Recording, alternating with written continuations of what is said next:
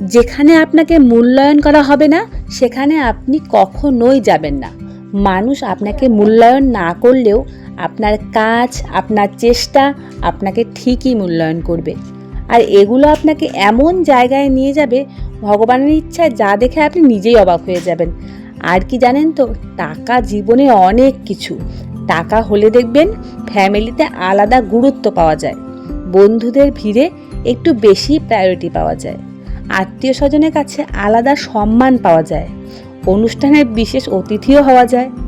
আর যখন দেখবেন আপনার কাছে টাকা নেই, তখন সব জায়গা থেকে আপনি অবহেলা পেতে শুরু করবেন।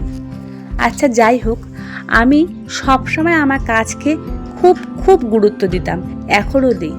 কারণ আমি চাই যে আমার একটা নিজের পরিচয় হোক, আমাকে আমার পরিচয় যাতে মানুষ চেনে।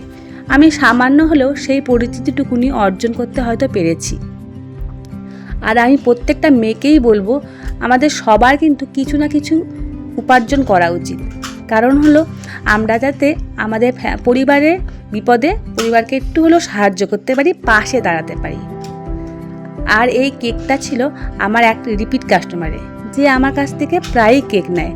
তার কখনোই কোনো ডিমান্ড থাকে না, সে শুধু বলে যে কেকটা সুন্দর করে বানিয়ে দেবে দিদি, তোমার ইচ্ছা মতো। কেকটা তো আমার মোটামুটি ভালোই লেগেছে। আপনাদের কেকটা কেমন লাগলো অবশ্যই কিন্তু কমেন্ট করে জানাবেন। কাস্টমারেরও পছন্দ হয়েছিল। আমার ভিডিওগুলো কেমন লাগে অবশ্যই কিন্তু জানাবেন।